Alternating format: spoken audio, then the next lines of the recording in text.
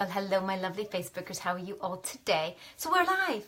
Yay, it's Motivation Monday, and I'm here to chat to you today about more motivating things in the world of body shape change, transformation, helping you to shift from thinking about weight loss to fat loss. And today we're also going to be talking specifically about why we count macros, not calories, in all of my body shape change programs, and why this also means that you'll never have to go without your favorite foods. How amazing is that? So if you are indeed, I'm just going to wait for people to come on board. If you are indeed catching me live for the first time or watching the replay, thank you so very much. My name is Lisa Barwise. I consider myself a wellness alchemist. I am the kick-ass catalyst in the transformation of women around the world, strong of mind, body and character. And I am the creator of Warrior Goddess Kettlebell Training and the author of the Warrior Goddess Body book. And I have just created the Wheel of the Year 13-month body shape change program. And that's what I wanted to talk to you today about.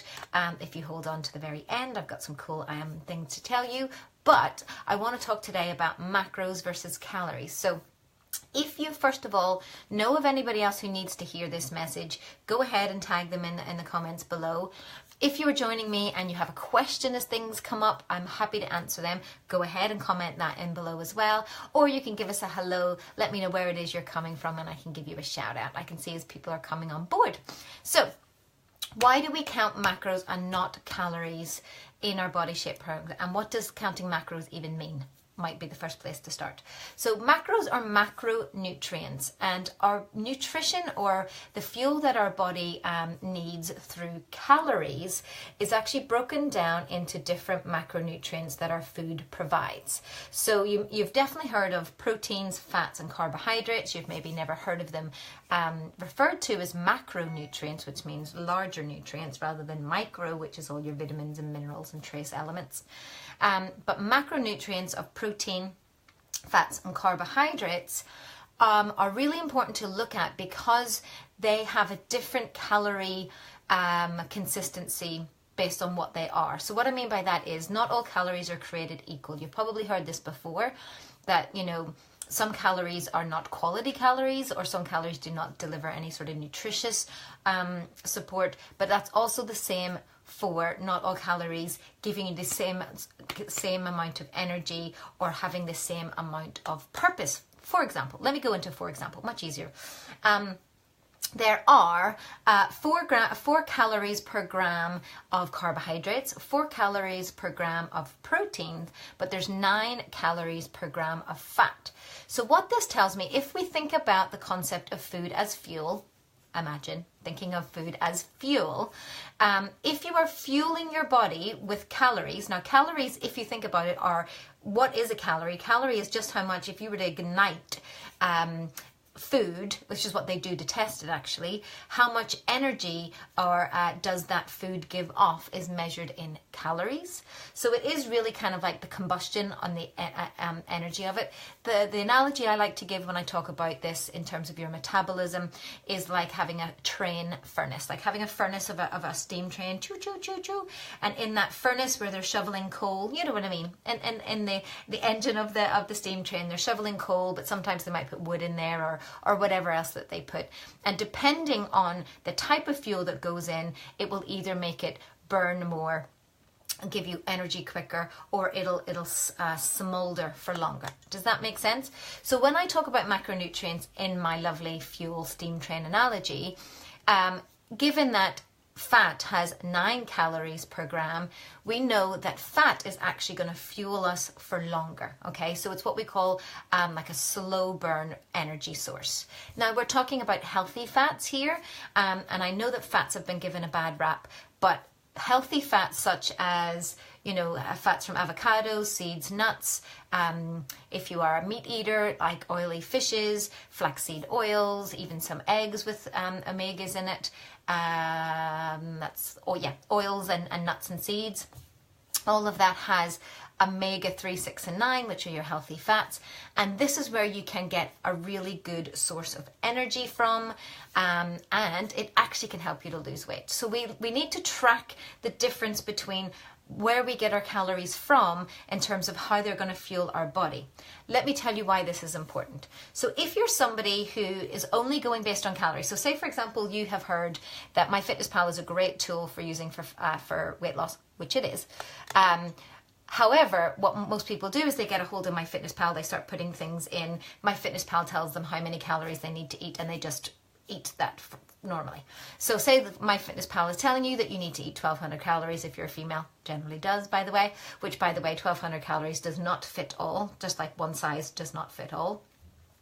And that 1,200 calories, if you're somebody who eats, say, Special K and you have milk in that for breakfast, there is very little protein content of a bowl of cereal with cow's milk. Very little nutritional content at all. You're probably hitting 30 to 40 grams of carbohydrates, very little fats, probably a lot of sugary carbs as well.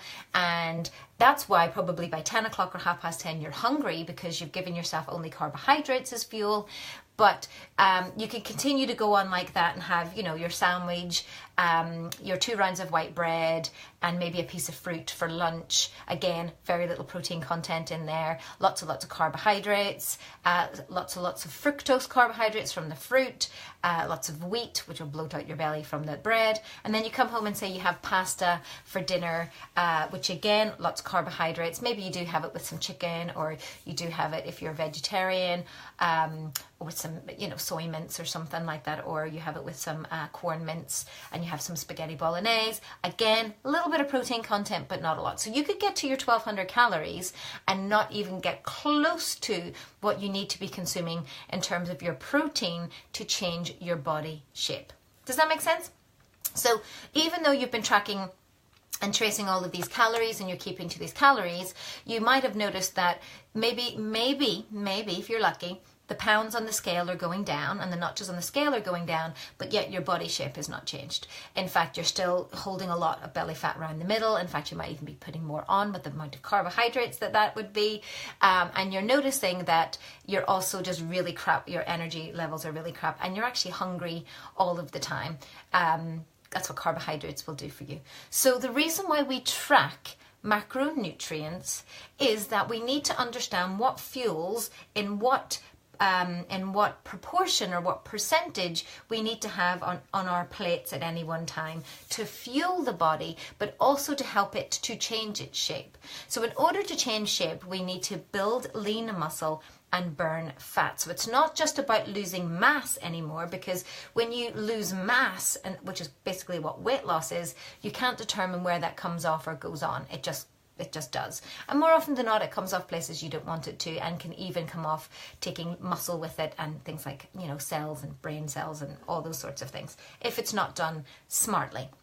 Whereas with body shape change, you need to teach your body where you want it to grow in terms of muscles and curves, or MERVs as I like to call them, and you also need to tell it where to shrink, okay? So in order to do that, you need to change the components of what is on your plate based on your macronutrients. And this is why we count macronutrients.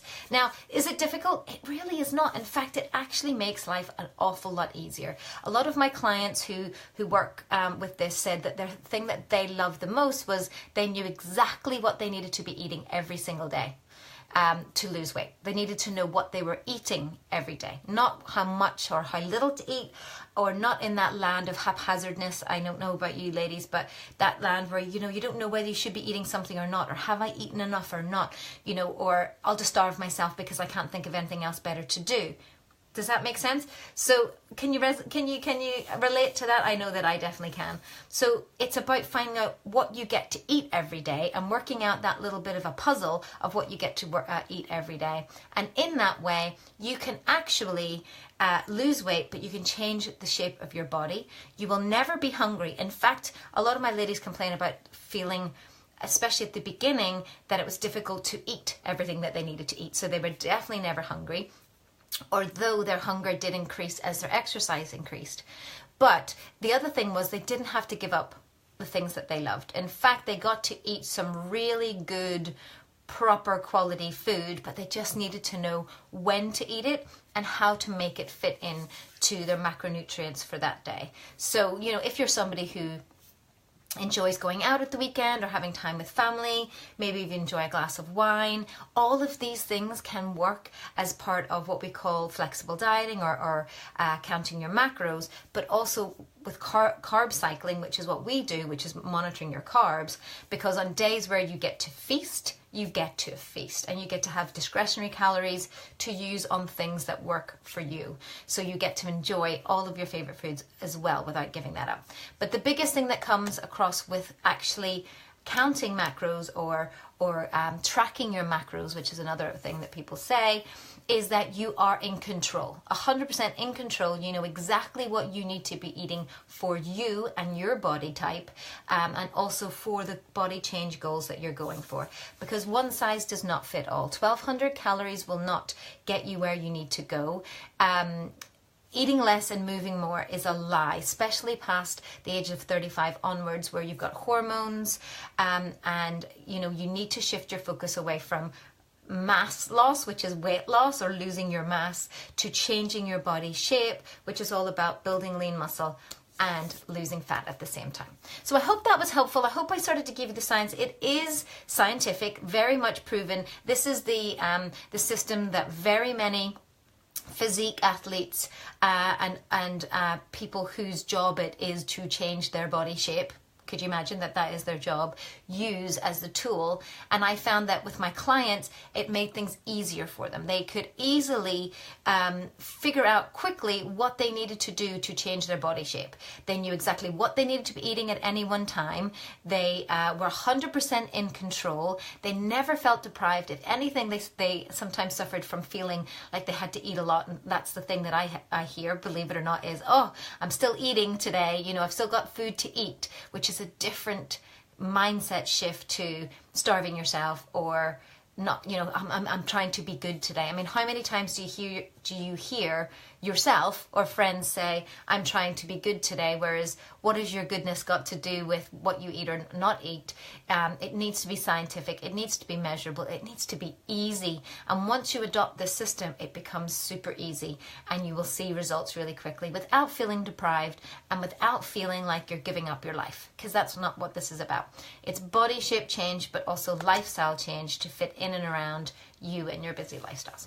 So I did say that I was going to let you know a little bit about the Wheel of the Year program. If you have not, I mean, you probably, if you've been in a ditch or underground, you might have missed me talking about this program. But if not, you will have heard that it is my flagship, my pioneer program that I have been using with my clients over the past 3 years. And I've now turned it into a program that anybody can follow, whether they're doing home-based workouts or taking workouts to the gym, whether they're just following the nutrition and not doing the kettlebell workouts. But really, this is about body shape change. It's about understanding that your hormones have a lot to answer for, especially in your late 30s, 40s and 50s, with regards to perimenopause, menopause and postmenopause, but also trying to make it part of your lifestyle, make it part of who you are, so that you never feel deprived, that you only feel empowered, because that's what the warrior goddess body is all about. So if you are somebody who is really determined that 2018 is the year for my body shape change, the things that I've always wanted, it's not just about losing weight anymore, because you know that you've been half-assing things up until now. You know you have. Hands on heart. You know you've been half-assing it. You've been thinking, oh, I'll lose a few pounds here and there, but we know that that's not the way that it is anymore. We know that it's about making a decision, making a commitment, knowing that it's going to take you longer than you think, although there will be instant results, because that's what happens. You will feel better pretty much instantly just by the fact that you're taking control. And also, you know, the way that the program works, you will see results. But it's about sustainable body shape change and lifestyle change, and that's why I love it, because anybody can do it anywhere. I had clients who were traveling the world whilst doing it. I have clients from all around the world that have used this program as their pioneer to get the results that they want.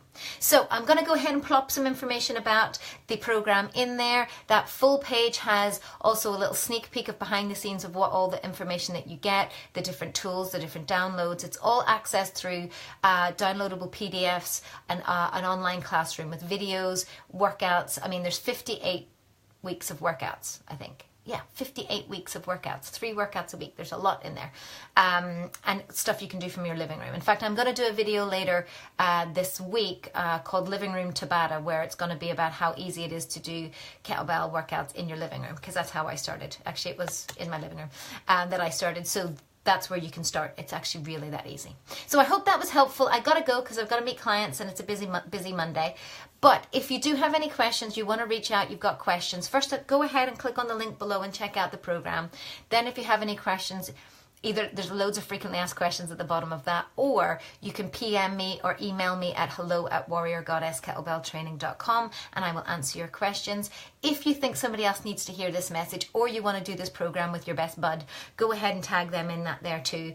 And I would happily, if you were able to share that out, that would be great. So I look forward to connecting with you all again. I'll probably do another video this week, but if not, I will see you again for Motivation Monday next week. And enjoy the rest of your week. Peace out.